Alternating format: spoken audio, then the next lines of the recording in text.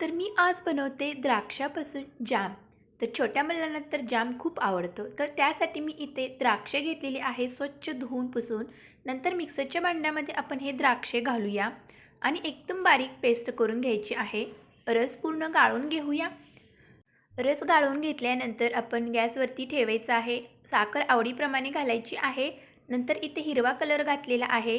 तर हे शिजवून घ्यायचं आहे. अशी कन्सिस्टन्सी झाली की आपण गॅसवरून खाली घ्यायचं आहे आणि हे थंड झाल्यानंतर एका वाटीमध्ये काढून घ्यायचं आहे. जास्त घट्ट करायचं नाही, जास्त शिजवायचे नाही, नाहीतर हे जास्त घट्ट होऊ शकतं, कडक. तर अशा पद्धतीने हा जाम तयार झालेला आहे. ब्रेड स्लाईसला मी लावून घेते. तर हा थंड झाल्यानंतर एकदम परफेक्ट हा जाम बनला जातो. तर ब्रेडला लावून तुम्ही छोट्या मुलांना हा ग्रॅप्सचा जाम लावून देऊ शकता. अतिशय टेस्टी आणि मस्त असा चटपटीत झालेला आहे. तर रेसिपी आवडली असेल तर लाईक शेअर नक्की करा. थँक्यू.